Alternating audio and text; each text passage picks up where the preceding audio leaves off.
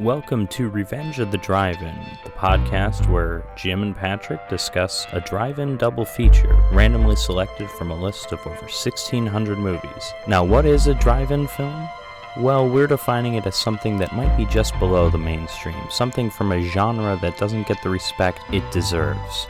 These could be cult movies, midnight movies, giallos, slasher movies, blaxploitation flicks, erotic thrillers, etc. Or these might just be movies that evoke the youthful spirit of drive-in cinema of the 1950s and 1960s. I'm your host, Patrick, and I'm joined by... Jim. In this podcast, we will be looking at two movies. In this case, we are looking at Hush from 2016, directed by Mike Flanagan. It's available on Netflix, no matter the country, because it was released through Netflix. And later on, we're going to be looking at Killer Workout, a film by somebody from 1987 that's available on Prime Video in the U.S. at least, because apparently, right, Jim, not in Canada? Yeah, I couldn't find it anywhere. We're starting with Hush. I mean, I really enjoyed this movie. I'm interested in hearing your first initial thoughts, Jim. We haven't really talked about this before. Yeah, I mean, I really enjoyed it. I thought it was a new and modern twist on the kind of home invasion movie. There are a lot of home invasion movies out there. I think kind of when most people think of them, they think of probably The Strangers as kind of the go-to, which that was 8 years before this. So, you know, the genre was already well established.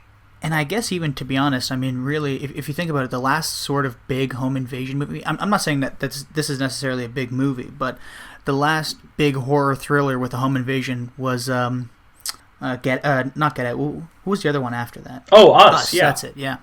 Yeah, Us, I would agree. I don't think of that as like a home invasion movie, but yeah, it is. I mean, it's every home in America or the world or California is being invaded, but that's a home invasion. Just on a grand scale, yeah. yeah, I guess. Yeah, absolutely. So, and you mentioned this kind of has a twist on the genre, and the twist in this case is that the lead, or not the lead actress, but the lead character, Maddie, is a deaf mute. So we kind of see how she deals with, you know, your typical home invasion stuff while being severely hindered in two ways. We are going to be going through the plot here, but before we do that, I just want to give a notice that for all of these episodes, we will be going into detail on the plot. So if these are movies you haven't seen and you're listening us, we certainly encourage you to check these movies out, you know, see them for yourself before you hear what we have to say about them.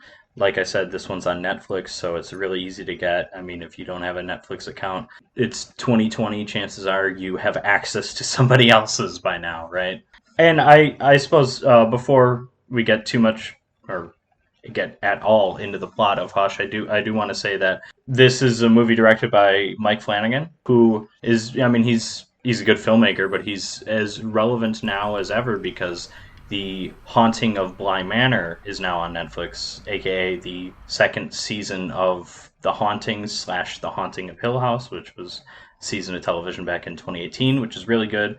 Kate Siegel, the lead actress in Hush, was one of the main characters in The Haunting of Hill House. I understand she's in The Haunting of Bly Manor. I've only seen one episode, so there was someone that kind of reminded me of her, but I don't know if it was her or not. Oh wait, was that the main character of the movie? Hush, yes. The actress is not deaf mute in real life. Okay, No, yeah, I figured. Which, I mean, she did an amazing job. She's awesome. She did an amazing job. We're going to be talking a lot about her. She's actually married to Mike Flanagan, the director, and I believe the two co-wrote this movie together. Oh, wow.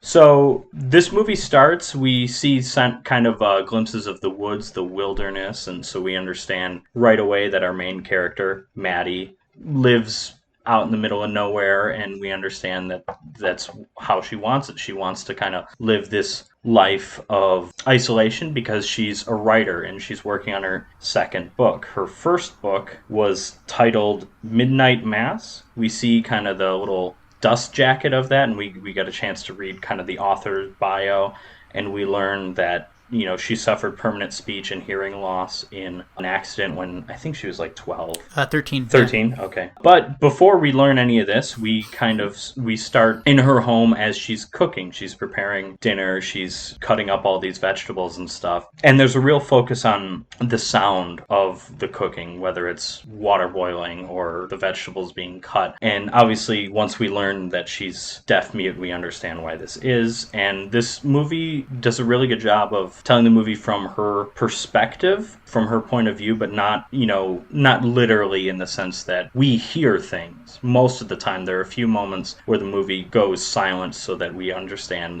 this is how she's experiencing things. But I think regardless, the movie kind of shows us what she doesn't have, what she can't do. So her neighbor comes over. Her neighbor's name is Sarah. Sarah, yes. Her neighbor Sarah comes over, and this is where we learn that not only is Maddie deaf-mute, but she can read lips, which is helpful, although Sarah certainly tries her best with sign language. They have a brief little exchange. She has just read Maddie's book, really enjoyed it, did not see the ending coming. I'm pointing a lot of these details out because these are things that kind of pay off later on. I think this is a really cleverly written story in how it does that. Yeah. She is struggling with her second book.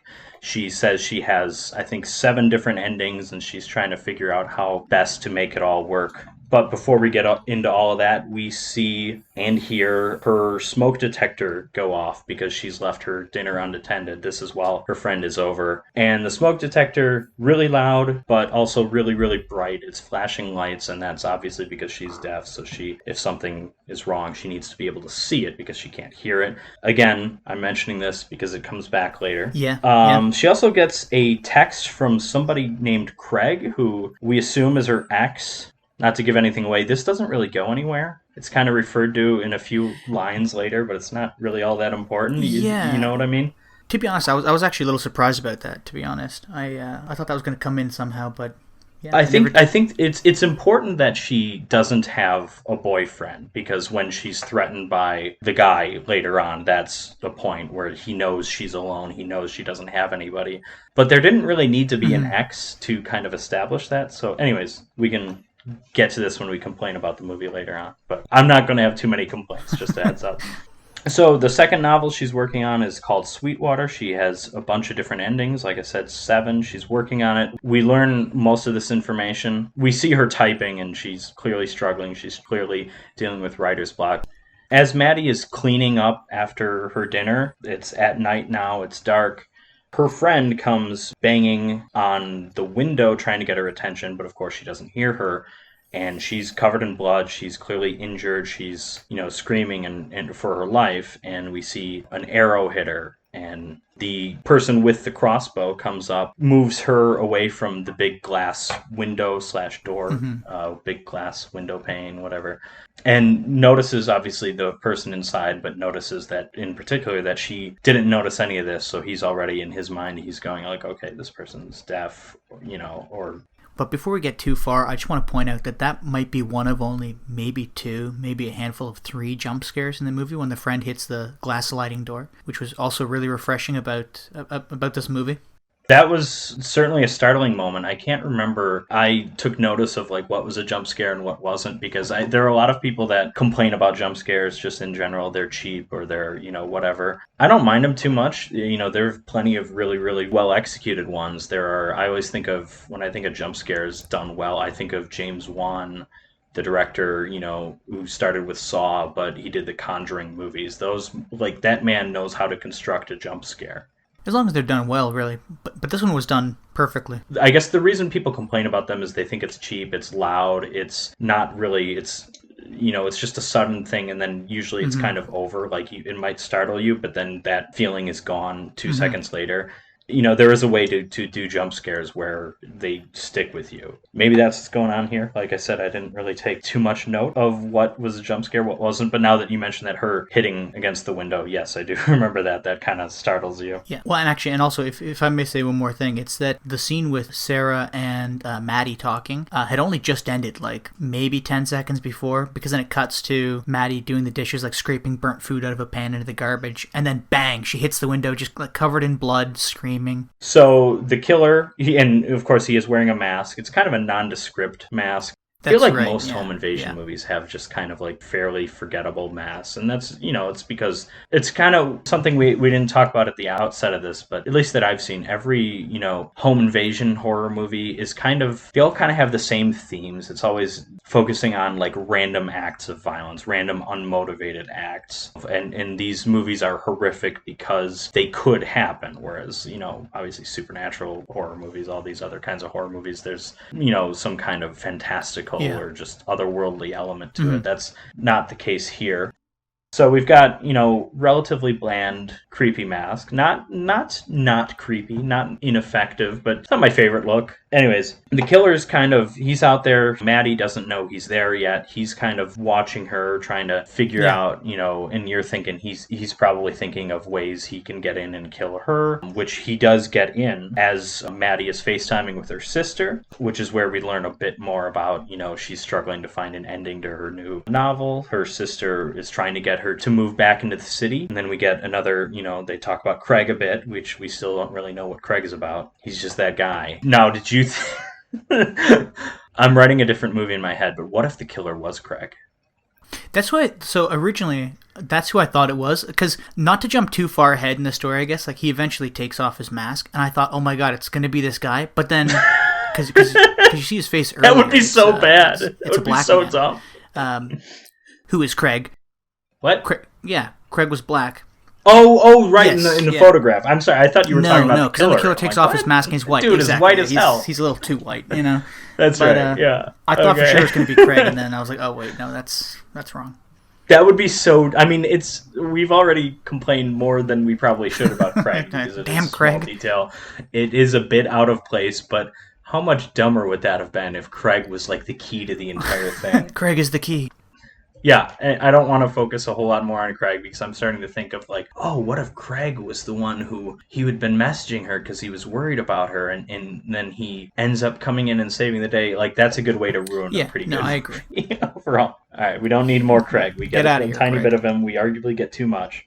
But yeah, so Craig's, we don't care about Craig. We've got this little playful interaction between the sisters. One of them is Squish, the other is Squash. I can't remember which, but they seem to have a good relationship. This is where, I'm not actually sure if we quite learn this, because there's earlier when she's talking to her friend Sarah, Maddie refers to the cat as Bitch. Mm-hmm. Which you think is just like, okay, well, nickname, she's using that in place of the name. It's kind of like a pronoun. Later, we learn that the cat's name is actually Bitch, which I think is wonderful. and we get kind of this is, I think, where it comes up the second time is in this little FaceTime conversation, which I still, at this point, wasn't thinking, oh, the cat's name is Bitch. I think later we see its collar. Or, the killer looks at its collar. Yeah, that's right. Yeah, but anyways, I just wanted to point that out. This is probably the only film out there with a cat named Bitch, and I think that's worth celebrating. So anyways, while we have this little FaceTime scene, Max, the sister, sees the killer inside, moving. The killer actually takes Maddie's phone, and she doesn't know, oh, I see a human being in your house. She's like, oh, I thought I just saw something move. I thought you were alone.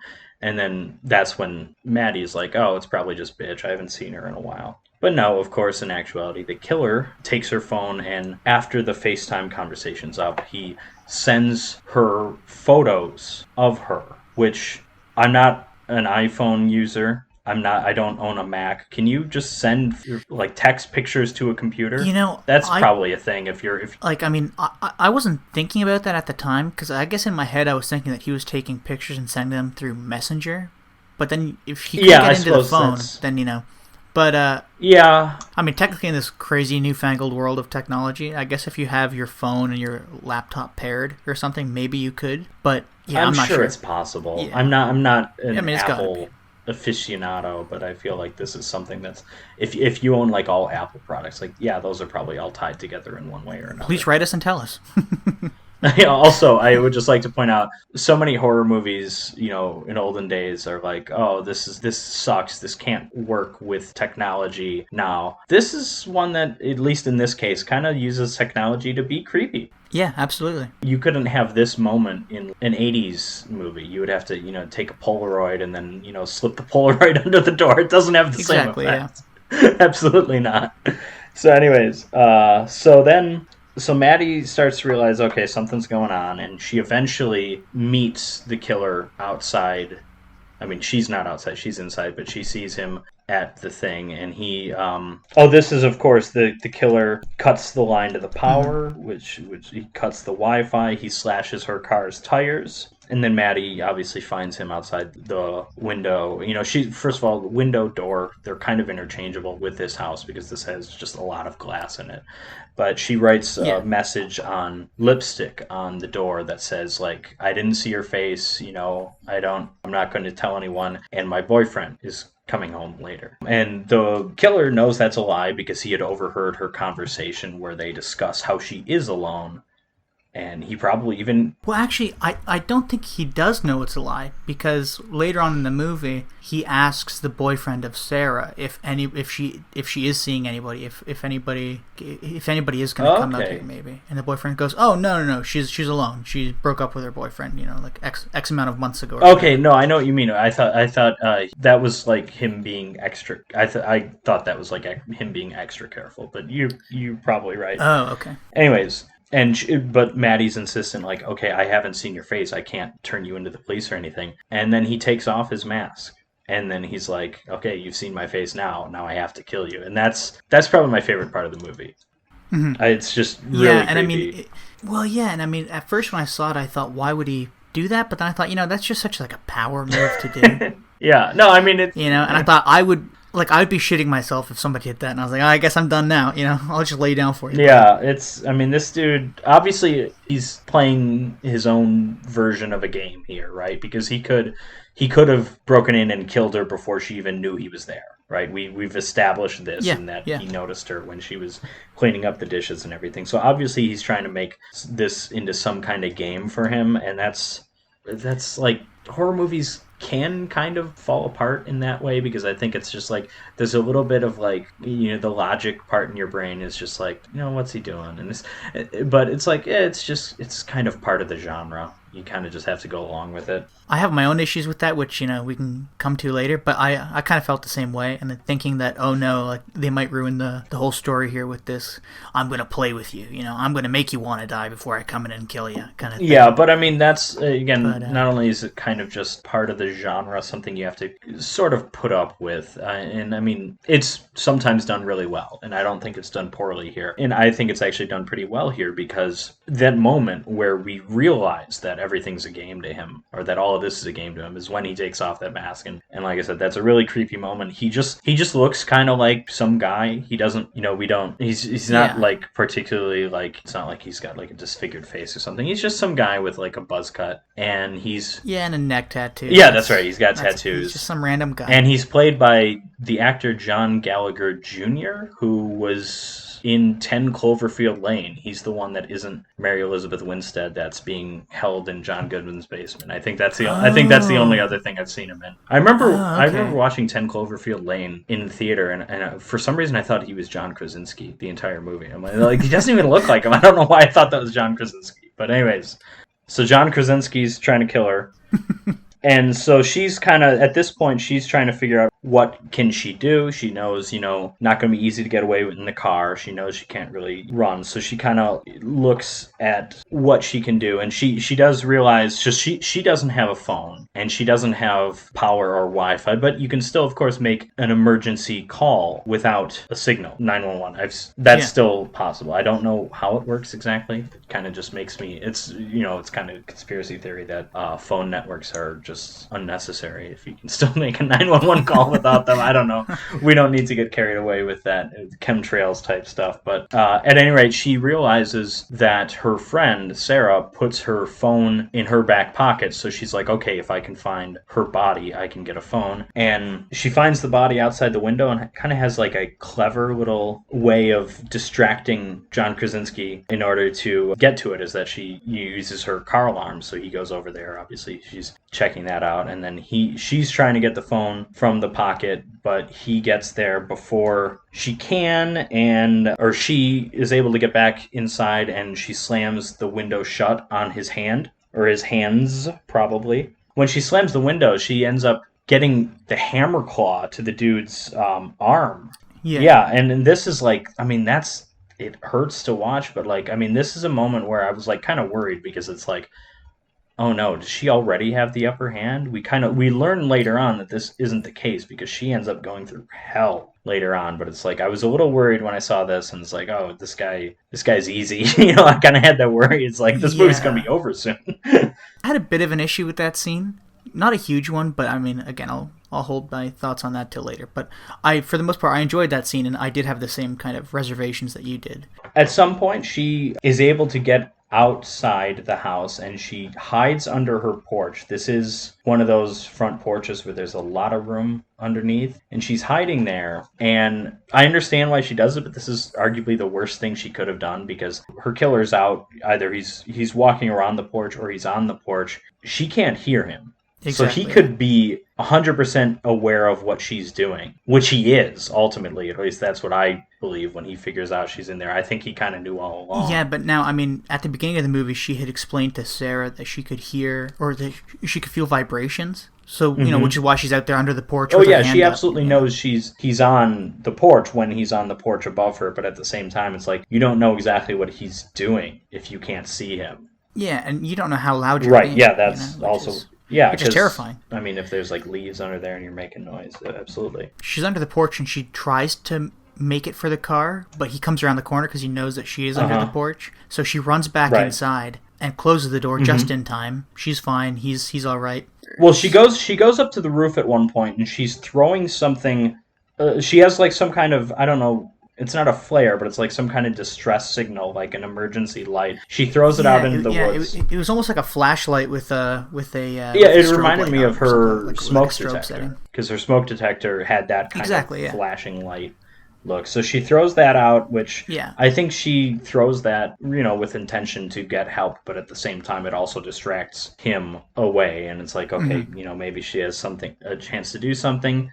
She doesn't, though, because he ends up shooting her in the leg with a crossbow. She has a really acrobatic move to avoid getting hit by a second one. And then he's climbing up the roof to get her, and he might, at this point, think she's dead. We don't really know. But at any rate, when he gets up there, she takes the crossbow from him and is able to get back inside, where we see her for a very long period of time trying to figure out how to load the crossbow. I mean, at this point, she's in a lot of pain. Yeah. She's, I'm sure, never used a crossbow before, but she's also weak. She's lost. Well, she's losing blood. She's been shot in the leg, and she pulls the bolt out. So she's having trouble with that. He sees her doing that and figures... And, he doesn't say anything, obviously, but he's probably thinking, okay, yeah, she'll never be able to get that to work. She'll never be able to hit me with that. Oh, there's also something on the crossbow that, if you notice, there was like a few notches on it. Like there were 13 of them. There were 13 of them. Okay, so so that's, I guess, how many people he's killed with it before.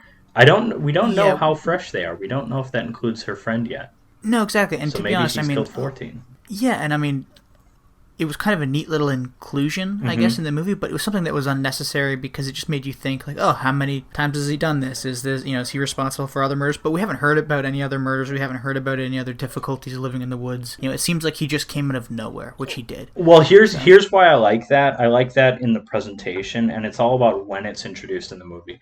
If the movie ends on that note where it's like, oh wait, he's actually done this other times, like, then you get nothing out of it, because like the movie's over. That doesn't make me scared. I like here that it's just a little detail. It's not really, I agree, it's not necessary for the story, but it's a nice little detail. I think that's like, okay, that's kind of creepy. I like that. I agree, unnecessary, but I like it more than the Craig stuff. Yes, yeah, no, I totally agree with that. Yeah, so screw Craig. Yeah, Craig, we don't need Craig. So then her friend's boyfriend or husband, I'm going to say boyfriend because Wikipedia has them of having different last names. He shows up, and he's already been over to his girlfriend's house, and he's like, okay, what's going on? And the dead body isn't there, but he obviously sees someone had broken in. So he's getting there, and he's trying to figure out what's going on. And then I'll stop calling him John Krasinski, our killer, who's just credited as the man, shows up and starts, improving, and he's like, oh, I'm an off-duty cop that was called in. I got knocked out and my gun got taken. Pretty good job of it. I just woke up here. Do you know what's going on? Yeah, he's doing a pretty good job of doing his okay, what do I do now that my plans could entirely be screwed over? But at the same time, you can kind of tell the other dude, the boyfriend, is not really buying it. He's and he's a much bigger guy, which that's repeated a couple times in the movie, but he's a big buff, kind of scary dude, and our killer is just kind of like a normal guy. He's scrawny, he's not that physically intimidating. Yeah. But anyways, I said earlier, my favorite scene in the movie might be when he takes off his mask. This actually might be my favorite scene because I really like what's going on in kind of. Again, this is where the character's name is John Stanley. He's played by Michael Trucco, who is a small role in the awful film The Bye-Bye Man. That's the only other thing I've seen him in. But he figures out what's going on. I can't remember what exactly the guy says that ultimately tips him off, but he knows he was looking at the guy, and the guy kept his cell phone. The killer kept the boyfriend's cell phone, so the boyfriend said, hey, can I have that back? That's right, sure. When he handed it to him, he realized that his wrist was bleeding a lot, which is where Maddie got it. Oh, okay, and then, sure. As he's pulling his hand back, a gold trinket kind of thing, like a little gold something, like an earring, drops to the floor. And oh, that's right, it was his girlfriend. That's right, I remember him taking that from the body. Yeah. I remember, that's right. Yeah, there's a little necklace. Yeah, so that's when he realizes something's not right. When boyfriend has killers back to him, he actually grabs a rock from a little pot, and he's ready to hit him because he knows something's wrong. And this is when Maddie interrupts and just ruins everything. Because she, of course, can't hear them, doesn't know the conversation happening, doesn't know that he knows what he's doing. And so she bangs on the glass, and that distracts the boyfriend, and he's immediately stabbed in the throat. Yeah, and it's brutal, and he does not go down easily. He still puts up a fight, still almost wins. That scene is just, that's brutal. Yeah. I love that, because, again, it shows the vulnerability of the main character, that if she can't hear a conversation, she doesn't even know if she's going to be saved by this guy. And obviously you can't blame her. She sees someone she knows with the killer who's pretending not to be a killer. She's obviously going to try and warn him, but really he was mostly in control of the situation. And it's just it's brutal the way that ends. And oh man, I love that scene. Yeah, to be honest, I felt really bad. Oh yeah, I do too. Because he didn't do anything wrong, and again he was in control, and it was just this other woman screwed him over. Oh, I know. I got so upset at that. I was screaming at the television. I was like, "What are you doing that for? Stop it!" Yeah, no. And anyways, this is kind of when she realizes, okay, I only have a few courses of action here, and she's thinking, you can run, you can fight, and you can hide. And she's thinking and we see this actually visually dealt out, where we see her, trying to escape, and she's tracked down and she's killed. And this is a moment, it's just I understand why it's there, because she's seeing this in her imagination. She's imagining this playing out, but it's that moment where she's just tackled and killed is just so weird. You know what I mean? It's it's also kind of visceral, because there's just so much blood. Yes, it's very violent. Off the body, and you think, oh my god, she's dead. Yeah, and I think, but it's the problem I have with that scene is that it's shocking to see that happen. The shock is there. The second the shock wears off, it's oh, it's just her imagination. Exactly. And they show other ways in which she tries to escape or fight back, and it doesn't work out. And now, to be fair, I mentioned earlier she's got the book with the 7 different endings, and she can't come up with the right one. That's exactly the dilemma she has here. She sees all these all these different endings, and she can't figure out what one's right. It's very much I mean, so much of this, what happens later in the movie, is set up in this, first 15 minutes, 10 minutes, or whatever. So I like that, even though I don't really like the presentation of this scene. I kind of like the scene itself, I guess. I don't know how to phrase that, but so she realizes that, okay, if I hide and wait him out, I'm going to die of blood loss. If I run, I can barely run because she's got an injured leg, so she's going to die. So she decides she kind of has to fight back in some way, and she's able to load up the crossbow because she hits him right when he's about to kill Bitch.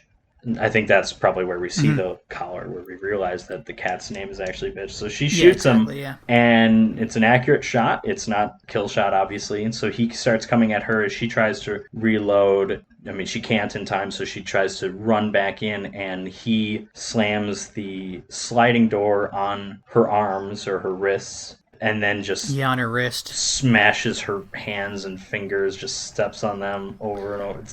This is a brutal scene. It was awful. And at that point, I thought, I'm so glad that this character is supposed to be deaf. Oh, yeah. Just the sound that was coming off of the foot crushing the hand, it almost made me sick, to be honest. She's mute, too. You can see her in agony, but no real sound coming from her. It's so kind of weird, and it's like heartbreaking, but it's brutal. But she she hides in the bathroom, which has a window in it, so the guy can sneak in. Before that, he runs back to her car. He goes into the trunk and pulls out a tire iron.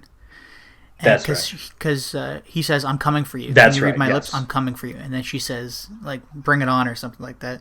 So he runs, grabs a tire iron, starts smashing this sliding glass window. Which is really, I don't know. That was really neat to see that happening, and we don't hear it. It's just kind of neat, and that's. Oh yeah, I thought. And that's a scene also where the music is kind of overpowering. I think the track on that song in the film score on the soundtrack is called like "Do It" or something like that. I think it's probably "Do It" because she writes "Do It, Coward" on the glass. She writes that in her own blood, if I'm not mistaken, which is really badass. Like, she's not messing around. She knows at this point, okay, I'm probably gonna die. So she gets to her computer and just writes like "died fighting," and she writes also she writes a little message to her family, but she also writes as much a description of this guy that she can.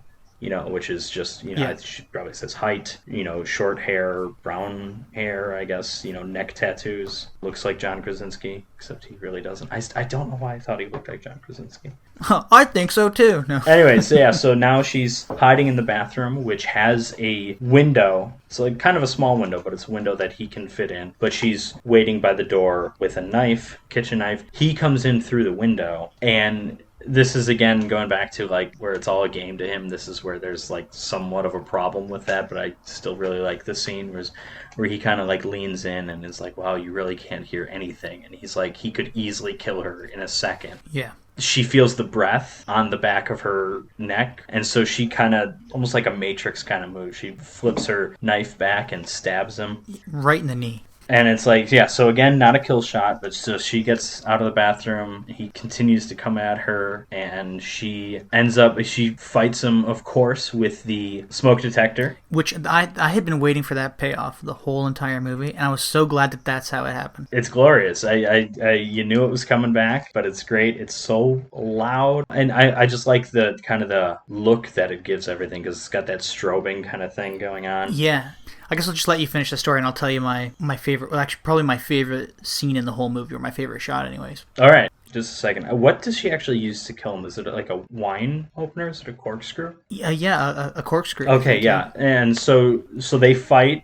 She's, at this point, they're kind of like, I mean, he's stronger than her, but they're both so badly injured. And this is truly a fight to the death at this point. So it's like, I can't really say who has the upper hand, but she's able to, I mean, then he throws her to the ground, he's choking her, and she's like inches away from dying, but she's able to grab a corkscrew, gets him in the neck.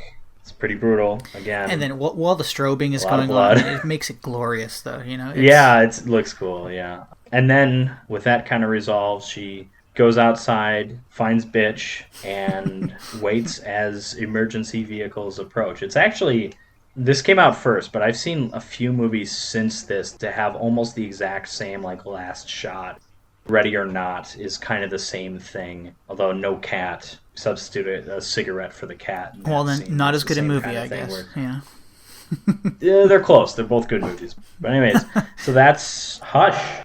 Yeah, no, it was definitely a. I don't want to call it a thrill ride because I think that kind of cheapens it, but it was definitely a great movie that I thoroughly enjoyed. I also don't think thrill ride is inappropriate. No, exactly, I mean, yeah. this movie. You're on the edge of your seat like this for sure, entire yeah. movie. Or once you know the horror stuff kicks in, which it does kick in pretty quick. Again, it's like maybe 15 minutes or so before we really get. Yeah, to that. which maybe not even 15 minutes. It's you would expect kind of a slower burn in this kind of movie again because I've seen The Strangers and I've seen some other movies like this. It's like those seem to take a lot longer to really get going. Yeah, and I mean, I think that was in my notes. I guess I think that was something that was both to its benefit and its detriment, really. Because I kind of wish that they had taken their time a bit more with getting into the horror aspect. You know, like letting you settle in and let the characters settle in a bit more. But overall, yeah, I mean, I thought it was a fantastic movie. Yeah, I think it's. I understand what you mean. I think and if you're going to go slower in that first, again, 15 minutes or whatever, or have the first 15 minutes be more than 15 minutes. I think really the reason they didn't do that is because basically we just have one character here. Exactly. In most of these other movies, we're dealing with.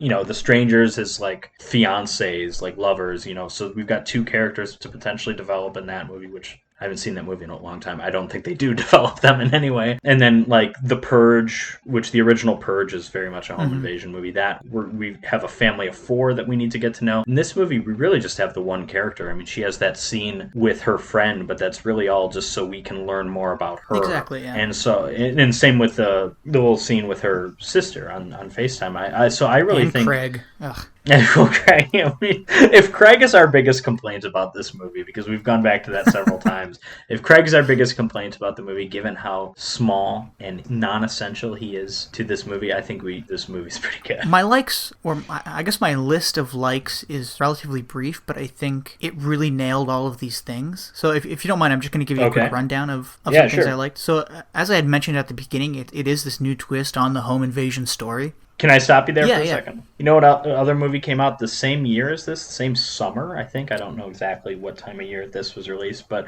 Don't Breathe, which is really? which is a home invasion movie with a blind guy. Yeah, well, that's funny because I was talking to somebody about that, and they were like, "Oh, is that the movie with the blind guy?" I was like, "No." The movies are actually very different, but they're both kind of like, I can imagine just like someone pitching this movie. It's like, it's The Strangers, but she's deaf. It's The Strangers, but he's blind. Both movies actually play out much differently than that, but I think it's funny that those fairly similar or very similar movies came out the same year, probably within like a month of each other or something. But the whole deaf aspect, I mean, because being blind, I mean, that adds a whole new set of elements to the story and to things that make it creepy. But I mean, considering the movies are so vastly different, really, the deafness here is especially terrifying because everything is silent. So there are scenes where Maddie would be sitting down working on her book and the killer had come up behind her and he's tapping his knife against his vest and we don't hear anything, but then it cuts back to what we would be able to hear, and you can hear the tick, tick, tick, tick, tick of the knife and think, oh my God, move, get out of there. But to her, she's just writing, blah, blah, blah, blah, blah. I want to be done this book, blah, blah, blah, blah, blah. She writes at one point, like, ending, give me money now, exactly, or something like that. That's just kind of funny. But I like that this movie kind of provides, through the nature of its plot and its character, kind of provides justification for what we see in so many horror movies where someone is creeping behind someone and that person doesn't know they're there. That's basically the first hour of Halloween, which is a great movie, but actually, no, she's kind of aware he's there. But I mean, this happens in so many movies, and it's like, in this case, well, yeah, she can't hear him. Of course she doesn't know she's there. So there's kind of a logic to these things that they're always creepy shots, no matter what movie they're in. They're creepy to look at. They're a little bit creepier this time because she can't know he's there. She can't, she has no reason to turn around or anything. So I like that. The whole deaf aspect just made the movie so much more interesting for me personally. Because I I don't think I've ever heard of a horror movie that had done that, especially had taken the time to kind of remind you that she's deaf, as in letting you hear what she would hear, which is nothing, essentially. But yeah, but that also brings me to my other point. Like, the acting was amazing by everybody involved, but especially the woman who played Maddie. Kate Siegel. She's amazing. I think I've seen her basically only in Mike Flanagan projects. She pops up again. I mentioned The Haunting of Hill House. She's apparently in The Haunting of Bly Manor. I'll be seeing that at some point soon. She's a minor role in his other stuff. Again, they are married in real life, but she is outstanding. She was probably my favorite actor in The Haunting of Hill House, and she's just incredible here. And I think this is one of those performances. We all know the Oscars love, disabled people. They don't love disabled people. They love able people playing disabled people, of course. But I think this is one of those movies where it's like, if this wasn't a horror movie, if this wasn't like a release through Netflix movie, I think if this were just like a different kind of movie, but she gives that performance as a deaf mute person, I think there would have been Oscar talk with her. I really do. I think if Let's put it this way. Audrey Hepburn plays a blind woman in a home invasion movie in 1967. I'm pretty sure she won an Oscar for that. And it's like, okay. Well, too, and you really have to wonder if... Kate Siegel. You really have to wonder if she had something stuffed in her ear so she couldn't hear other things in the room while she was acting. Because... yeah, that's a good There are point. so many times where, you would think that she would react to a sound, or, because the way anybody reacts to a sound, but the way she just didn't react was absolutely amazing.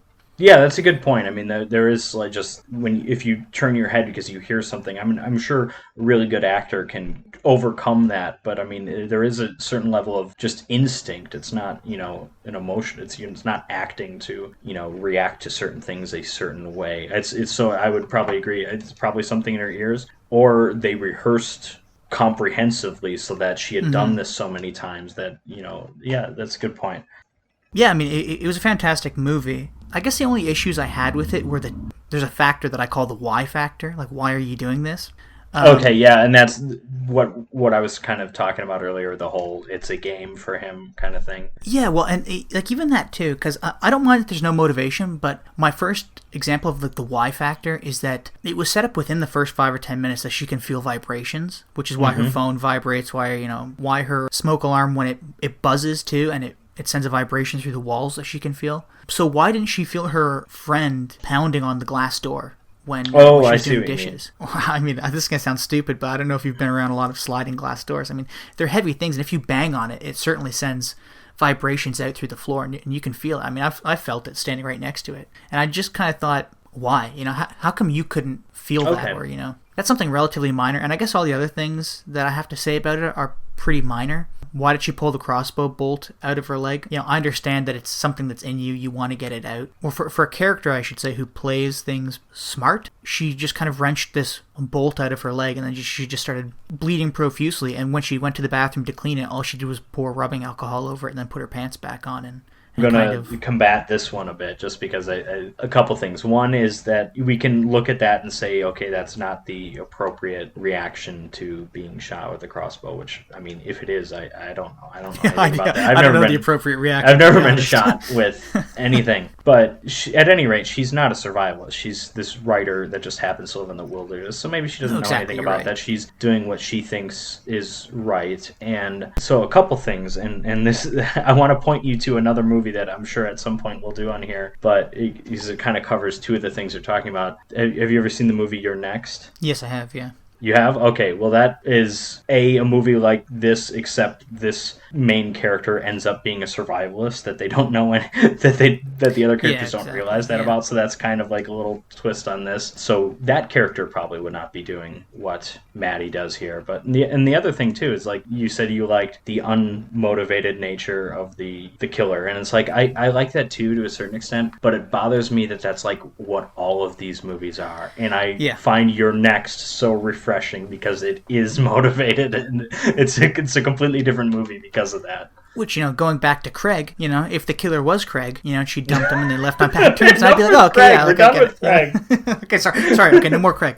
So I guess my last thing I have to say, again, is kind of nitpicky, and before I say this, I do want to point out, like, I think one of the prettiest shots I've seen in a movie in a long time was when the fire alarm was strobing and she was being choked on the ground by the killer, but it just cut between her face and his face and just the strobing. Like, I just thought it was a gorgeous shot. Like, I just thought it was beautiful. I could have just paused the movie and just looked at the screen for a while. But I mean, I know what you're saying, but at the same time, I see a woman getting choked on screen. Well, yeah. I don't want to pause that and keep looking at it. Oh, good point. That's me, though. I guess the last point, the thing that annoyed me, and I don't know if this annoyed you. I mean, it annoyed me a lot. And we kind of spoke about it earlier. But when the boyfriend gets killed because Maddie bangs on the glass, yeah, and he gets stabbed in the neck, and then this linebacker of a man essentially tackles the killer and puts him in a chokehold on the ground. Yeah. And Maddie, instead of running out there, she's just thinking, well, how can I sure. escape? How can I escape? And I'm like, why don't you just run out there and be Yeah, she would have been enough. You got a friend enough. out there who's dying. The two of them exactly. together probably would have been enough. Yeah, I was thinking that too. I'm okay with that because like there's a lot of like dumb decisions made by characters in horror movies that I'm sure we'll get to a ton of them. There's a lot of them in the next movie we're talking about, but like a lot of them are like I hesitate to call dumb. It's like because we can't even possibly imagine being in that situation. We don't. Exactly. Like, she's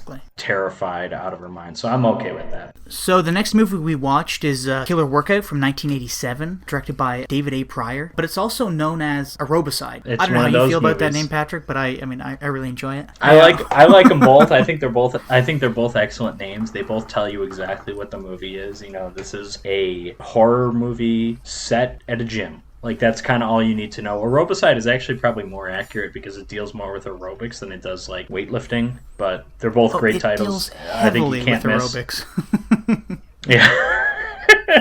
Boy, does it ever. Yeah. I'm not even sure that's actual. You know?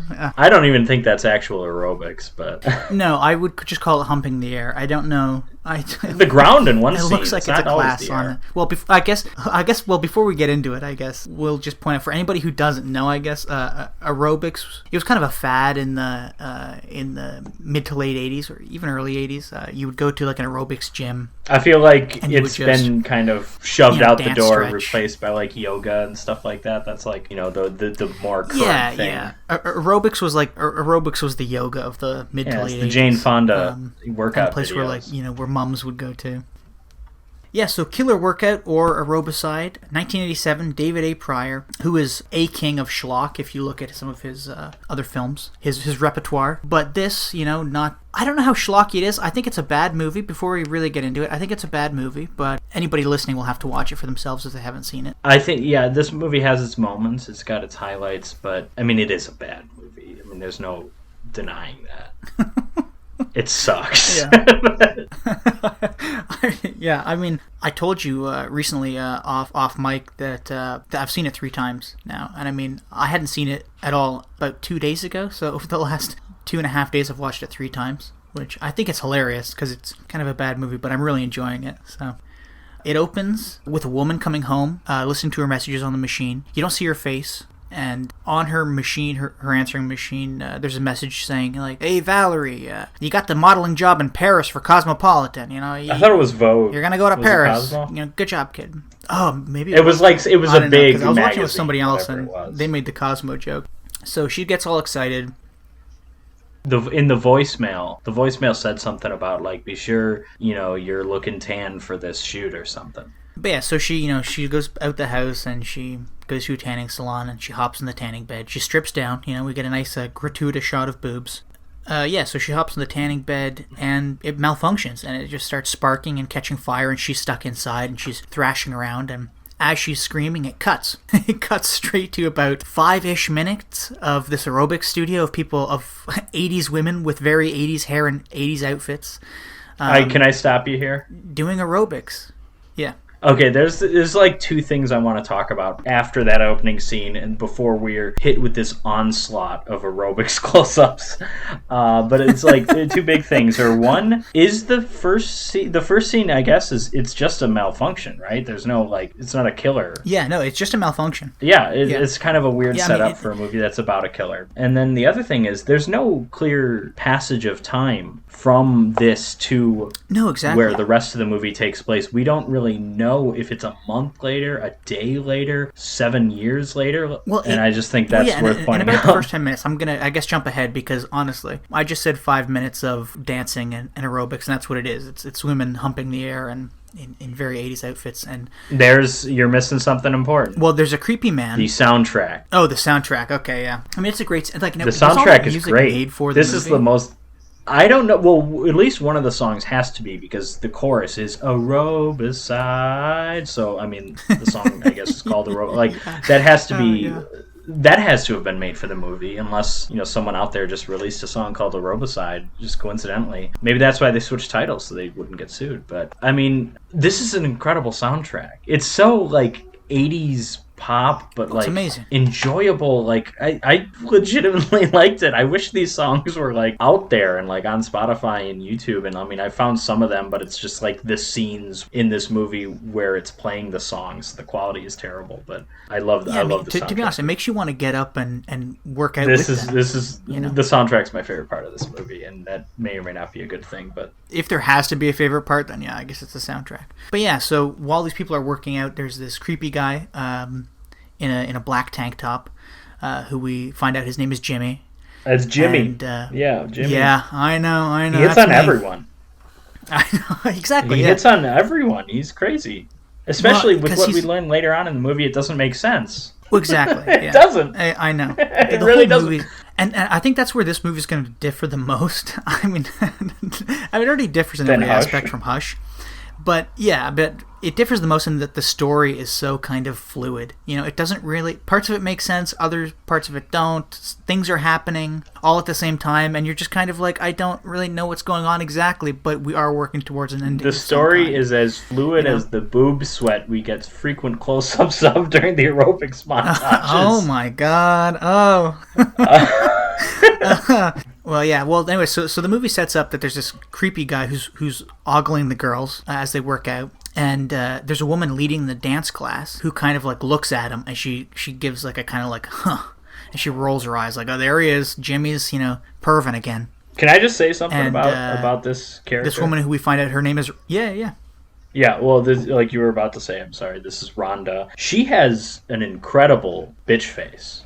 Resting bitch face. I think it's an actor's decision because I've actually seen her in something else and I don't remember her looking like this, but she looks constantly annoyed and pissed off, and it's great. I love this. Well, she's also in. I mean, I don't want to get too much into my personal preference on women, but I mean, she's absolutely gorgeous. But she just gives off, because even her hairstyle is this kind of, I mean, when it's down, she has kind of like this Cleopatra vibe to her, but she just looks like a raging bitch. That's and she gives off that vibe throughout the whole movie. No, like I said, she's got great bitch face, and I don't feel bad saying that because I'm pretty sure it's an actor's decision. It's a decision made for this movie. I don't think that's how she normally looks, because I've seen her she's in Savage Streets. I don't think she looks like that in this, and Savage Street's another schlock classic that we'll get to at some point, I'm sure. But yeah, so this creepy guy approaches Rhonda, and the gym is named, I think, Rhonda's Workout. So this creepy guy, Jimmy, approaches Rhonda, and he asks her out on a date, essentially, and she essentially tells him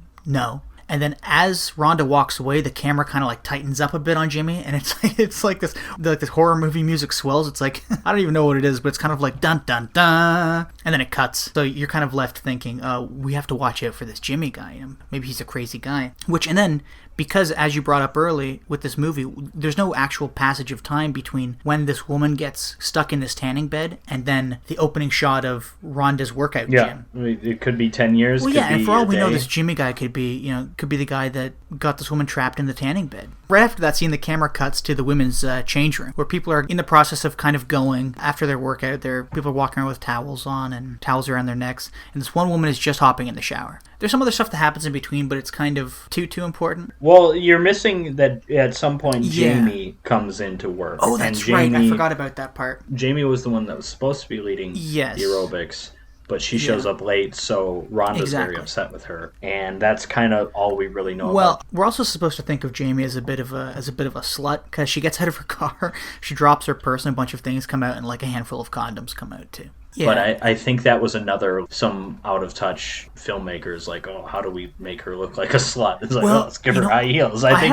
think they doubled down on that. I have a theory on this movie that I'm gonna save till the end, because I want to see if you agree with me. Because after watching this 3 times, I'm like, I think this was actually what they were going for. Anyways, this Jamie character, she came into work late, and Rhonda essentially says, I've taught your class for you, everybody's going home, so why don't you just clean up so we can lock up and go home. Mm-hmm. So she's busy cleaning things up and also quite literally sniffing around the men's locker room to look at somebody's jockstrap while this woman is having a shower. Yeah. And while this woman's having a shower in the women's change room, the lights go out. And this woman, asks if Jamie or Rhonda's there. And then the shower door opens and you see a black gloved hand with a comically oversized safety pin. And it just starts raining blows on this poor helpless woman in the shower. And eventually it kills her. I want to say classic giallo setup, with the Italian horror movies. Black glove, and you just see like a close-up of the gloved hand with, it's usually like a razor or something. Which I don't know. Safety pin this time, and it's not really important why it's a safety pin. It's just kind of it's kind of a shame though that it is a safety pin because it just looks so silly. I think sometimes you just want something different than a knife, just to be a little bit different. But I agree, knife would have been nice. Yeah, exactly. Tried and true. So this woman in the shower gets murdered. Jamie's off doing her own thing, not really paying attention. And the murderer hides the body in the women's locker room. I believe it's the women's locker room. It doesn't really... It is. Jamie almost stumbles upon it because Jamie's like about to open the door or something, and then... And that's when she goes and hangs out with the jockstrap. And Rhonda catches her and is like, I don't know what you're doing. And after the murder, Jamie goes back over to the women's change room, and she hears a thud coming from a locker. So she opens a door, and boom, out comes this hand. But it's just a rubber hand that's attached. Oh yeah, what's the point of that? I know. It makes even less sense in 2 seconds. Anyways... She opens another locker, and the body of this murdered woman falls out, and she screams. It immediately cuts to a police lieutenant. There's only like 1 cop. I think there's 2 cops in the movie, of which he's a lieutenant, and the other one is like some Joe Schmo. But he's called in to investigate this murder, and he falls for the exact same prank, I guess, that Jamie had fallen for literally 10 seconds before, where he goes to open a locker door and this fake hand falls out. And he's just kind of like, and like shoves it back in. I honestly don't remember that for it, but... But, so then... The dead body was in Diane Matthews' locker. Lieutenant Morgan goes to talk to Rhonda and Jamie, who are both in Rhonda's office, about who this Diane person is. Is she respectable? Jamie kind of says, well, she seems nice. She's a little weird, though. She feels kind of distant, and that gives Lieutenant Morgan this kind of idea. He's like, maybe I should follow up with her. She might be a murderer. But for the moment, that whole storyline is kind of halted, because then there's so many, just harsh cuts that... They're not harsh because they're not at the end of a scene, but they're harsh because they just cut to something completely, unrelated. Yeah, the transitions are poor. It cuts from that scene with Lieutenant Morgan and Jamie and Rhonda in Rhonda's office to these guys working out. And there's this kind of buff guy who turns out to be Ted Pryor, who, by the way, if you look at his IMDb page, it says American actor and bodybuilder. So... I mean, he's buff. He is. But he's of course, the brother of the director. He appeared in a number of his brother's films. I don't know if he appeared in films not directed by his brother. I'm sure 1 or 2. Probably. But I would hope so. I mean, because he's not terrible, but I mean, maybe... He's actually probably my favorite actor in this movie. Well, yeah, I mean, I think he's okay. I mean, he's Rhonda, not going up against much, yeah. No, it cuts to him working out in this room with 2 other guys at the gym, and these 2 guys are talking about the body that was found in the locker and how it was stuffed in there, and he's kind of listening. But then shortly after that, it shows him in Rhonda's office going through her paperwork. She comes in and essentially says, who the hell are you? And he turns around. This is my favorite part of the movie. He turns around and says, I'm just looking. And she goes, well, no, you're not just looking. Who are you? And he goes, well...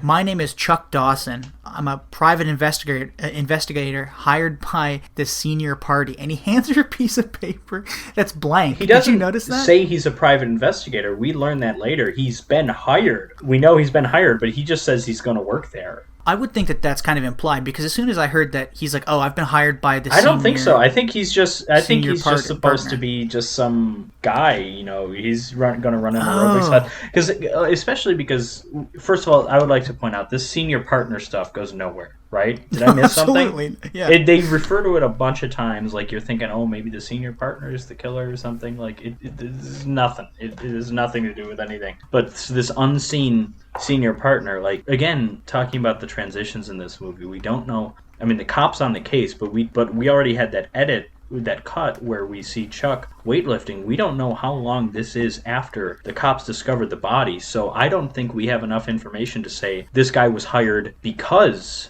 of the dead body. That turns out to be exactly what happened, but we don't know that yet because the movie's just not very well constructed. To be honest, when I thought of who this character was, immediately when he was introduced, I definitely thought he was a private eye. But I guess you're right. Like, that's really interesting. So the best part of that scene though is he hands over his credentials or his application, but it's just a blank piece of paper, and Rhonda goes, "Okay, everything checks out." I didn't notice that. It's so stupid. And then so then she says, "Well, if you're going to work here, then you better start doing things like take out the trash." And he goes, "Okay." So he goes outside and runs into creepy Jimmy in his black Mustang. And can I just point out, Jimmy? Does he look buff to you? He looks more fat than buff to me. Well, I mean, he looks like a guy He's a bit of who a would mix be of in like both. bar fights. You know what I mean? Yeah. He doesn't look buff, but he looks big. Yeah, I think that's fair. Well, then there's the other guy who looks remarkably similar to Jimmy, but his name is Tom. Yes, I was the red very. tank top. There's a scene later. There's like a dream sequence where I was really confused. I didn't know who was supposed to be who. Exactly. They do look similar. Exactly. Yeah. So anyway, Chuck and Jimmy get into a bit of a fight, and for some reason, like immediately, Jimmy goes, "Well, if you're working here, then stay away from Rhonda. She's mine," or something. And then they just start punching each other. I said earlier, like Jimmy, he hits on Rhonda. I think he hits on everyone because someone hits on Jamie. But now that I think of that, it might be the guy that kind of looks like Jimmy. Yeah, it was Tom that hit on Jamie at the beginning. I thought that was Jimmy. Okay, so... Well, see, Jimmy hasn't hit on anybody. There's a scene, though, with Diane, the one that looks to have been framed for murder. She goes up to him later, like after this scene where they fight, and she goes, "What are you doing? You got any big plans tonight, Jimmy?" And he goes, "I don't know yet. You?" And she goes, "No, nothing." And he goes, "Too bad." And then he just walks away. Oh, that's right. Yeah, but but Jimmy did ask Rhonda out. He did, yeah. That's the only person he asked. So I was thinking, I'm going to correct myself here because earlier I was thinking that his character is inconsistent because he's clearly obsessed with Rhonda, but I thought he was the one that hit on Jamie, but he's not. So this character is one of the best written characters I've ever seen. Now that I realize that, I'm sorry. You take that back. That back. But yeah. So anyways, him and Chuck get into a fight. There's no real winner. Debbie but Jimmy is drives looking away. on. Exactly. Yeah, and then. Debbie's my favorite. Oh, she's great. Well, because, she's such, Well, I think she's the most attractive. There's a lot of attractive women in this movie. Debbie, for me, I think, well, let's just cut to the chase because eventually, there's no real rhyme or reason to it. Chuck goes back to her place with her, and he's asking her questions about the gym and the people that hang out there and Jimmy and stuff, and if Chuck can have Jimmy's address. This is his first day of work at the gym. He worked for about 45 seconds and immediately left. Yeah, exactly. Immediately left and hung out with this awful. attractive woman in her backyard on a couple of kind of like chintzy-looking yellow lawn chairs. And then there's a phone there. Exactly, yeah. Oh, because then he calls the senior party. Involved. He's like, "Yeah, hey, I'm looking into it. Yeah, I don't know anything yet, but I gotta go. Bye." And he hangs up. And then Debbie comes out, and she goes, "Here's Jimmy's address." He goes, "Oh, thanks, I better go." And she goes, "Oh, well, you're not going yet, are you?" And he goes, "Well, I better go." And she goes, "Well, I've got something you want right here." And she drops her robe, and she's wearing a bikini, which I bet in the script originally, she wasn't supposed to be wearing a bikini. I will say this movie, for being as sleazy as it is, and you can argue that with the amount of just close-ups we get of women doing aerobics, again, that aren't really aerobic moves. A lot of them just look like sexual actions. You can argue that that's sleazier than any amount of nudity you can see in a movie. But I will say that this movie, I don't want to give it props for it, but this movie does not have nearly as much nudity. Well, as and I would again, expect. it's every bit as sleazy. Here's my theory on. Again, I'm gonna wait. I'm gonna leave my theory till the end to see what you think about it. But I think my theory might turn on its head because the movie, I think, is only like an hour and 22 minutes long or something like that. I mean, it's still a relatively long runtime, I guess, for a movie of that caliber. Again, I'm gonna save my theory on it till the end. I think right after Chuck, I guess, embraces this woman, I guess, it cuts back to aerobicizing. And it's like another 5-minute chunk, and then there again you have Jimmy, like, ogling at the girls, and somebody else is running the class this time, not Ron. Probably Jamie. I think she's supposed to run those. So. And then I think the detective, or the Lieutenant Morgan shows up to talk to Rhonda and Jamie again, but then it just cuts to night, and they're leaving. Lieutenant Morgan is following Diane Matthews, the person whose locker the dead body was found in. He's following her home. And my favorite part about this, though, is that, it cuts to her upstairs in her apartment, or it shows her walking up the stairs, and she's relaxing in a robe. Then Lieutenant Morgan, trying to get in, he just starts banging on the door, like screaming, "Let me in! let me in, open the door. And she's standing at the top of the stairs for like 20 seconds. And he finally yells, it's the police.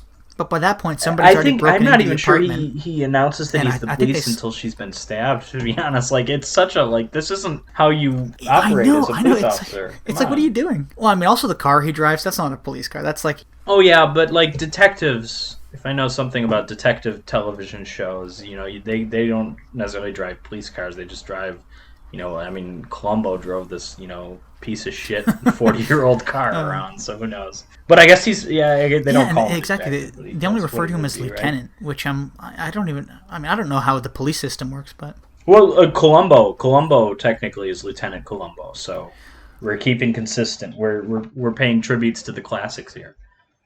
This Diane, I think she gets her throat slit, and then as Lieutenant Morgan runs up the stairs, the killer launches themselves out the window and lands like 20 feet below and runs away. That's right. Hops over a chain link fence.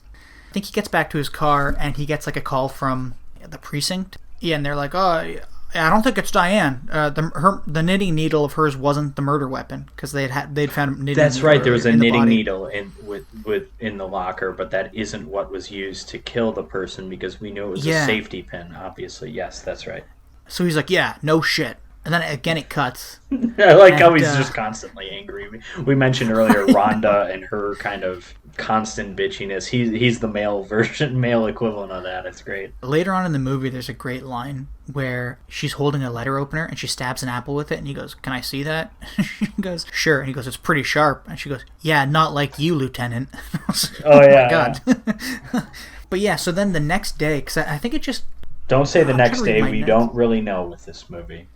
But yeah, so then it cuts to this person who sprays aerobicide on the gym, the name of the movie. Yes, and I want to say, first of all, this is not a very well handled. I mean, it's dark. It's supposed to be dark, but we can't see the characters too well. There's 3 tags. 2 of them are female. 1 of them's male. Mm-hmm. 1 of them is Debbie, right? I think she's the one that gets in the car later. I'm pretty sure that's Debbie. It's hard to tell because it is so dark. I think you're right. I don't think the other... and they all look so different. I don't think the other 2 are people that we really know yet, but I believe one of them's Debbie. And the graffiti reads... What is it? It's Aerobicide. And Death Spa. And there is, of course... The only other gym-themed horror movie that I'm aware of is called Death Spa. It came out after this... So this movie's the original. Maybe it's kind of like the Marvel Cinematic Universe, but like the cinematic universe of of like the killer workout movies. Yeah, could be. Maybe Toxic Avenger with a connection. I don't know. But part of that's in a gym, so. Oh my God! I think you've cracked the code, Patrick. But yeah, so these people spray paint aerobicide and Death Spa on on Rhonda's workout gym because she's refusing to close it, I guess, even though I think like 2 people have been killed. There's a scene where she insists on like, I need to keep this open, and she was like ready to argue with her silent partner that like, no, we need to keep this open, but the silent partner wanted it open too for some reason, even though we also know that the silent partner has... Well, I guess the silent partner has someone invested. I don't know. The silent partner stuff goes nowhere. I have no idea why that's in there. Yeah, I mean, maybe. So again, I think my theory it's the Craig of this explain movie. Where it goes. Oh my God, Craig is making a comeback. Except it's mentioned more often, and it's a bigger part of the movie, and it goes absolutely nowhere. So silent partner Craig. Mm-hmm. That's kind of what he was, right? In Hush, he was a silent partner. But yeah, so these 3 people kind of happily giddily run away from the window of Rhonda's workout. They all split up, which seems like a mistake. Yeah, well, because at first it shows the 2 girls going in the same direction and the guy going in a different direction. It cuts to him hopping a fence and then walking along like a picket fence, and then he turns and the camera holds on his face for a solid 2 or 3 seconds with his mouth agape. And then a hand comes in and shoves his head against the fence, and then you see the giant safety pin come out and just start stabbing him in the neck.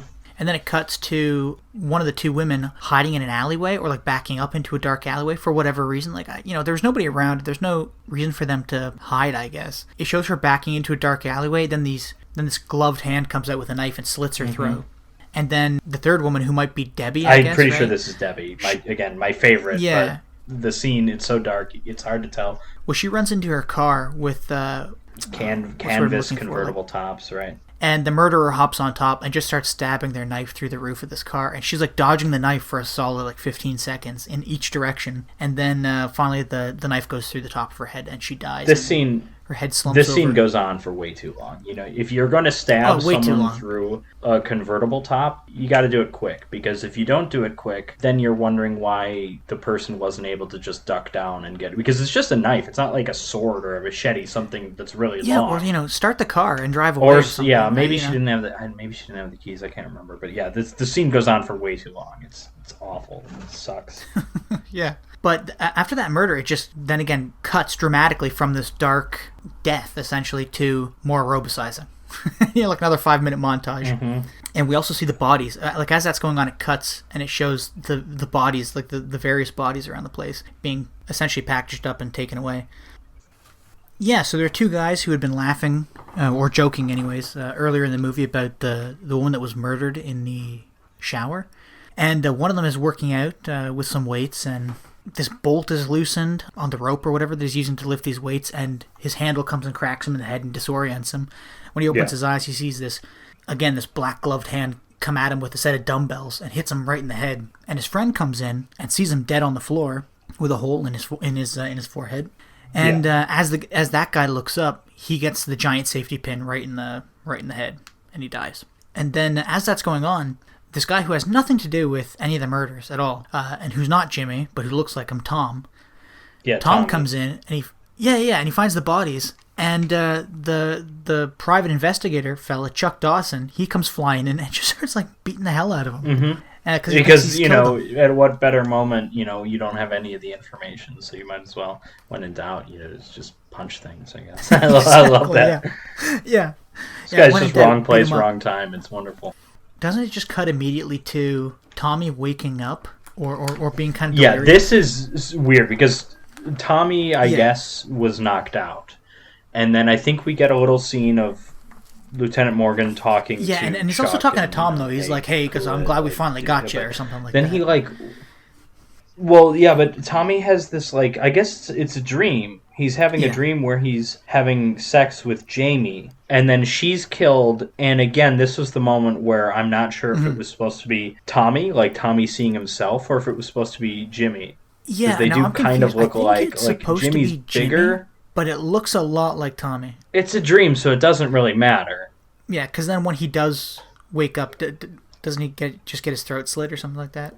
This is one of the funniest moments of the movie. It's okay, so he's awake. He has a little conversation with Lieutenant Morgan. So Lieutenant Morgan gets up, walks away. Within seconds of him walking away, this guy's killed. So it's basically under his nose. I don't know if that's like an editing thing where they just didn't know how to edit that scene, but I'm sure the way it's presented is quite funny.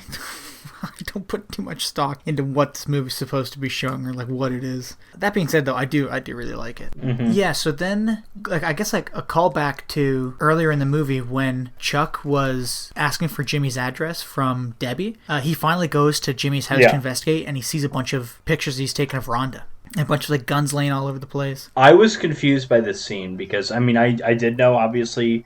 Debbie, rest in peace, gave him the address, but I thought he was entering his own home he just thought someone had broken in. Because the first thing he does is he grabs a gun from a holster that's sitting up, and I'm like, okay, this is his home, right? But it's not. Again, I think this is kind of an editing issue or just a storytelling issue. Sure I don't happening really. just an issue with the movie in general. And then there's a scene immediately after that, immediately after he sees these images of Rhonda and the guns that Jimmy has laying around, and and some ammo that had been taken out of the boxes. Then immediately it shows somebody swimming in a pool, and you don't know who that person is. And there's somebody with a swim cap swimming around in a pool doing laps. Yeah, because the swim cap kind of hides who it is. I don't know who you see first. I think you see maybe Jimmy in the bushes first, and then you see Chuck. I think you're right, but they're both there. They're both there watching her, and we find out that it's Rhonda that they're watching. Exactly. We don't initially know that. Especially because we've never seen Rhonda's home before. No, exactly. And or at least that we know of. Maybe we saw it in the opening scene because we saw somebody's home. Exactly, yeah. That we still don't know what that opening scene was. So Jimmy and Chuck, in their shared history of a love of fighting, they just start punching each other. Round 2 right here. This one involves weapons. This is actually a pretty fun fight scene. It's a really fun fight scene. No, I completely There's agree. like a it goes on for about break 5-ish involved. minutes. It goes on for too long, but it's actually pretty well Chuck, done. The actor or stuntman that plays Jimmy, like, again, going back to, I don't think he looks he was fit. great. I don't think he looks athletic. He looks kind of fat to me. But whoever, if it's the actor or the stuntman, he can do some, jump kicks, make those look pretty good. Like, those are nice. But the thing that I thought was silly about the scene was that after that happens, Chuck stands up and is like standing in front of the pool and he's swaying like in a Street Fighter video game. Yeah. And then Jimmy just kicks him into the pool.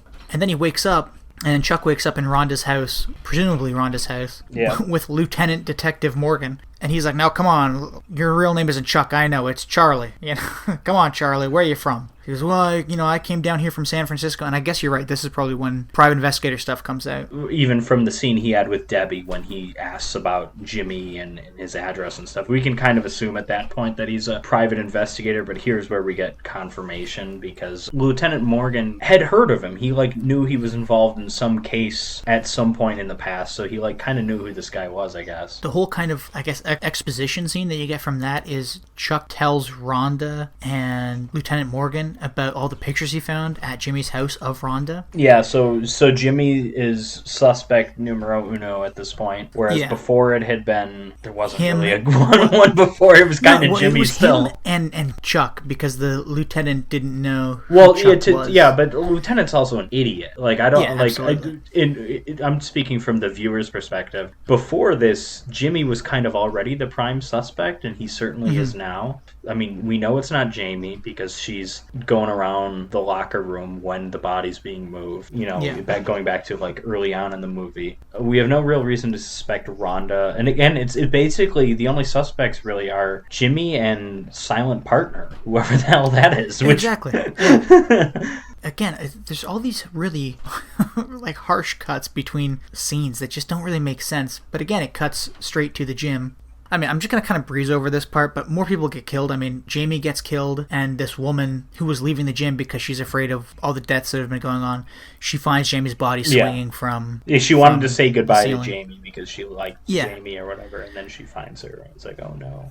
Jamie's I don't think we hanged. Yeah, and her face is all blue, and it's a little disturbing. But I don't think we see that woman get killed, but then we see the police officer stroke security guard guy walk up, and he finds both bodies, and he says, "Jesus Christ." Yeah. And then while that is all going on, Chuck had been told by the lieutenant to leave. He was like, get out of here. You don't have to be a part of this anymore. Just get out. So he lets him into the gym because he had some stuff there. So he's coming out of the back of the gym, and Jimmy shows up in his black Mustang with his black tank top, and he runs Chuck over and fights him, and he pulls an ice pick out and kills him. It was pretty anticlimactic. Because this is when he sees that coming, Chuck, who kind of, we're led to believe, knows what's going on, he pulls out his gun. He fires at least once at the car when it's coming, and then if you look, there's no bullet holes in the windshield, so I guess he just missed or whatever. But for round 3 of this fight, it's kind of weird. And it's also, I think this was supposed to be kind of the moment, in terms of the script, where it's okay, now we know it's Jimmy. Except we know it's not Jimmy because it's an ice pick. We haven't seen an ice pick yet in this movie. All the other kills have been, the safety pin. So it's so I guess maybe this is in there to let us know that, okay, this guy kills people, but he's not the killer.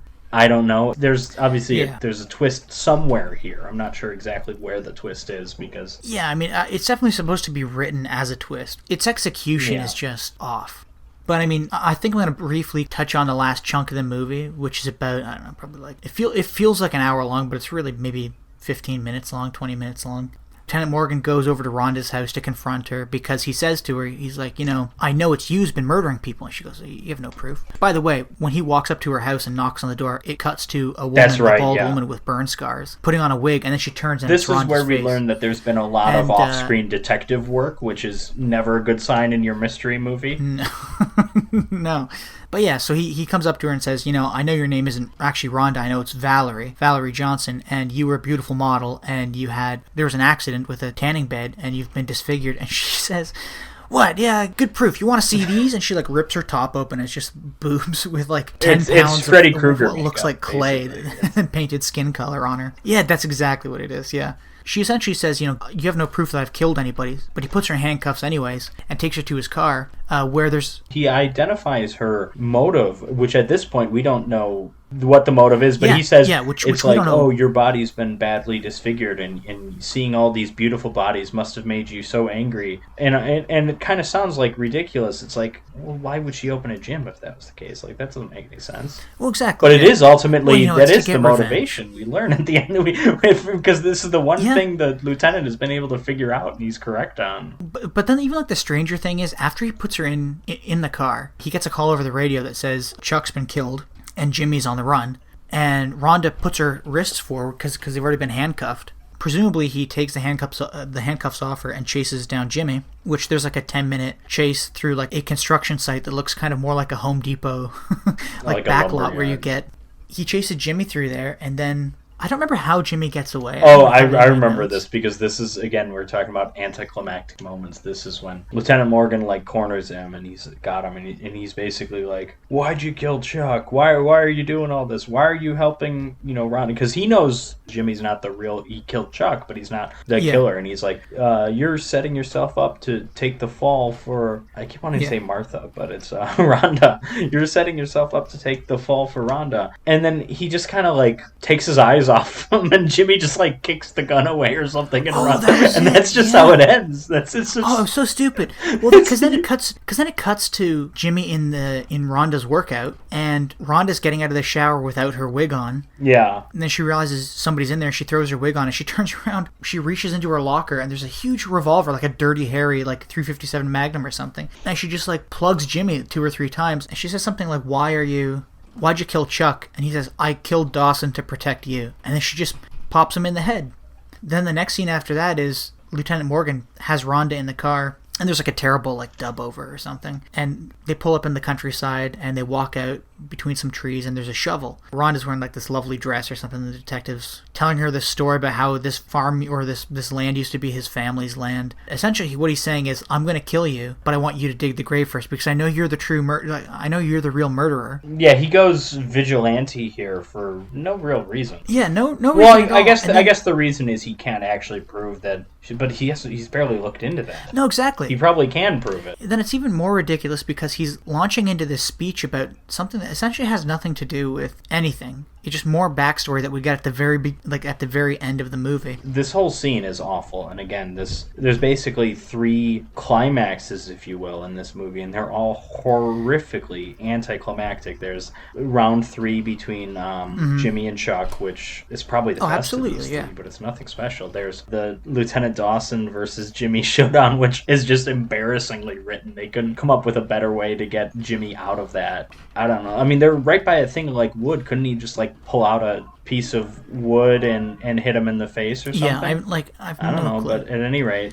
And then this one, I think, is the worst of all 3, because it's just like it's the classic. It's like the bad guy monologue, except he's not really the bad guy in this movie. He's just wasting. I mean, he's just talking, and all this time she's got all this time to think about how to get away. Exactly, and that's exactly what happens. She picks up the shovel and just smacks him in the face when his head is turned, and then it's like the simplest thing. And it's like, why do we have like 3 minutes of monologue before this? Like it's almost like comedically edited. Oh, exactly, almost, yeah. I mean. But yeah, and then the movie ends by it cuts to Rhonda walking through the gym, and people are like, "Hi, Rhonda, hi." And she's like, "Hey, guys," and she sits down. Oh, we meet her silent partner, don't we? Do we? I don't think so. I think the woman in her office is her silent partner. I think they say something. Oh, well, no, because there is another woman. There's a woman in her office, but she's talking about creating like a new. She's talking about getting new membership. She's like, "Oh yeah, well we can do half price for this, and it'll be great, don't you think, Rhonda?" That's why I thought it was the partner, because she had like these business plans. Oh yeah, listen. I don't think the movie thought that out really. I just think it's some random person that now works there to take the place of Jamie or something. And then the movie ends with a shot on Rhonda. She reaches into her desk and pulls out a keychain, and attached to that keychain is this giant comically large safety pin, and she just kind of has this sinister grin, and she looks into the camera, then the movie ends. Well, the movie ends on the true money shot, which is the aerobics you're montage. right, yes. Because that's what this movie was all about. So, of course, we have to revisit it. I would like to say that this one's clearly, if there was any doubt that all the other aerobic scenes were just kind of randomly filmed and inserted wherever in the movie, this one's the most obvious because we see at least one character, I think two, who are dead by the end of the movie that are in this thing, because we have Jamie leading aerobics, and Debbie's there too, and I'm, like I said, I'm 90% sure Debbie's dead. So, but that's the movie. So I guess what did you think of it, Patrick? Well, I mean, like we've said a number of times, it's a bad movie, but it's kind of fun. I think this is like a movie that I like because like the whole 80s nostalgia thing is like really big now, like with like Stranger Things and all these other things. And this is obviously a movie from the 80s that I can't really imagine anyone's that nostalgic for. But this kind of the entire movie, the look and the sound, I mean the soundtrack, the pop songs that at least one was original, basically reminds me of if someone were making a movie today but tried to make it look like it was made back in 1987. Because you look at like other like 80s nostalgia things that we have around are like, I mean, they have like the 80s look and the hair and the costumes and stuff. They don't like have that modern production values and everything, but the movie looks awful. At least on this is on Prime, is like towards the end of the movie when Lieutenant Morgan's monologuing, just the picture just dies for a couple. I don't know. Did you have that? Yeah. I did too. So that's like the officially released version of this movie. I mean, that's just a transfer issue. That's not the fault of the filmmakers, but it just kind of adds to this whole kind of amateurish quality of the whole thing that I do find appealing. The movie actually isn't simple because the movie is trying to do a lot of things, but I also like that like slasher in a gym. It kind of delivers on that. I mean, it's a very simple. I think it's a really great idea. It's just all about execution at the end of the day. A lot of things don't line up. A lot of things don't make sense. Again, that passage of time, we don't even know how many days have gone past or months or years or whatever. And also I think there's two big ways where the movie really lets you down. It's the passage of time, us not knowing from the first scene to the second scene the relationship between the two. And the other big one, and it's related to that opening scene, is the off-screen detective work that was done. Yeah. How does he figure out about Valerie Johnson? We don't know. We didn't see it. Yeah. Especially because he's been incompetent in everything else he's been doing the entire movie. I also think a big thing that this movie suffers from, again, if we're to talk about this as a real movie, which, it's barely, but there aren't that many characters, but the movie still seems to lose track of them. There's like a good solid middle section of the movie where we don't see Chuck. Like he's just gone. Yeah, or like sometimes the characters look completely different or too similar. I mean, like the whole Jimmy and Tommy. Or we see Chuck in essentially 3 different outfits and 3 different locations, but he looks completely different. But he's the only blonde guy, so we know him. In one scene he's wearing like a trucker baseball cap. And when he's breaking into Jimmy's house, and you're like, who the hell is this guy? Then you realize, oh, wait a minute, it's Chuck. We think he's breaking into his own home because we really don't know because the movie, after they establish that he gets Jimmy's address, the movie just forgets about that for the next half hour. And you think you're like, I guess it wasn't important. Oh, it is important, I guess. Here, that's what we got. We got on-screen detective work from Chuck that for a long time didn't mean anything because we didn't see that followed up upon. Yeah. But then we can't get on-screen detective work for Lieutenant Morgan, who's useless the entire movie. He's almost bumbling. It's kind of a joke, really. And he looks, again, going back to what we said about Rhonda's, he looks constantly annoyed. I actually did kind of like the performance. He's just like... Oh, yeah, I loved that. No, I mean, I think this movie, in addition to what you said about the editing and some kind of shortcomings there, I think where this movie suffers is like we don't really have a main character. No. Early on you kind of think, okay, Jamie's probably our main character, but then the movie just ignores Jamie for a long time and then they kill her. It's almost like Rhonda's the main character. Yeah, but I want to say even her, she's like, I mean, she's eventually revealed to be the killer, but in that middle section of the movie, she's just like, she doesn't do anything. Yeah. And when we are introduced to Chuck, we're thinking, okay, maybe he's the main character, but again, he disappears for like 20 minutes after he gets the address. Mm-hmm. I don't know, and I don't know if I were to rewrite this movie, who would be the main character. I don't think it's, I mean, you could make it so it's Lieutenant Morgan, you could make it so maybe it's Jamie, you could do it where it's Rhonda, but I really don't think there is one here. Well, you know what this whole movie felt like to me, and this is where my theory comes in.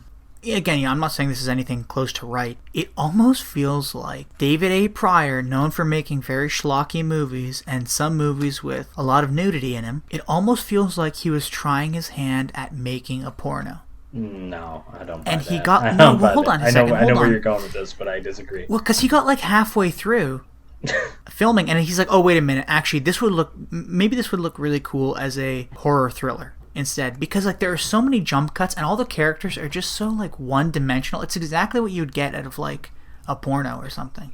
I understand where you're going with that, and again, going back to, I think the aerobics are as gratuitous or as shocking as any amount of nudity could be, but at the same time, there's so little nudity in this movie comparatively. Yeah, but the question is, would there have been more nudity in it that had just been cut out? Like, would there have been more nudity in it that would have served as the transition between scenes that were just cut out? I'm not sure. You did mention that one scene with Debbie. But other than that, I really don't know where else they could have fit more in, so to speak, other than maybe have a longer and more gratuitous shower scene with the woman in the beginning. Yeah, anyways, it's just a theory. It's just something to chew over.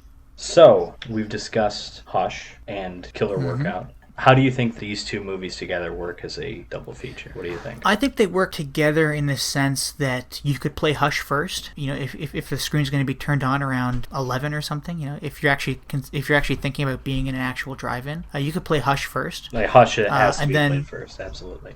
Yes. I'll explain that. It definitely has to be played first. But yeah, then Killer Workout definitely second because it's just pretty goofy and silly, and just there's gratuitous nudity, I think, and that's really what has to be played second. However, together as a double feature, I don't know if they really work unless you want to go out and have like a semi-serious night and then a night full of fun, I guess. I'm going to say that I think these movies function great as a double feature. Maybe not great, but well. And going back to kind of something you said is I think these movies, when I'm thinking drive-in double feature, I'm thinking the first movie is the more normal or mainstream one, which is obviously the case here because this is a Netflix movie. It's released by Blumhouse.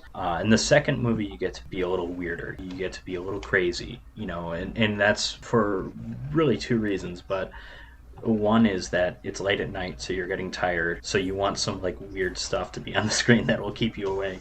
I mean, you could also like get a really engaging story that could also do the trick, but that's not what we have here. And I think the other one is the kids are asleep. Kids are in the back of the car. They're asleep. The second movie's just for you, and it's like, okay, you've got, as you mentioned, gratuitous nudity. We've got gratuitous non-nudity that's even more gratuitous than the nudity, believe it or not. It's like, I think this movie fits in well there. That's kind of what I'm looking at in this kind of the split of the first movie, the second movie. I believe there's like certain roles that each movie can fill. And I think together they kind of work because because they're not similar movies. They're both horror movies, but they're not similar. One's obviously a lot more serious in its execution than the other.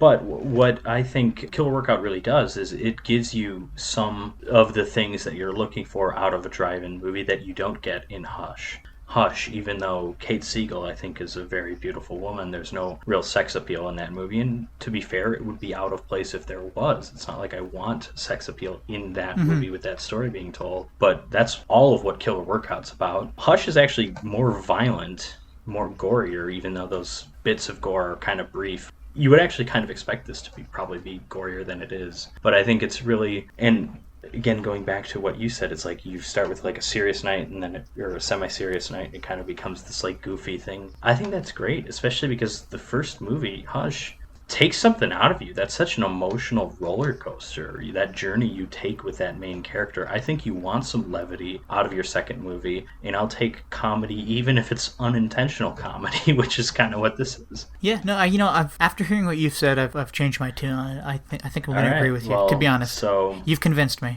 Anyways, that's Hush and Killer Workout, now playing at your local drive-in theater. But see them if you want. Go check them out. Between the two, which movie did you enjoy more? Not which is the better movie, but which movie did you just enjoy more? Okay, well, out of both Hush and Killer Workout, the movie I enjoyed more... I'm worried. The movie I enjoyed more was Killer Workout, by far. Are you serious? Yeah, I'm serious. I'm serious, because I knew I've watched it.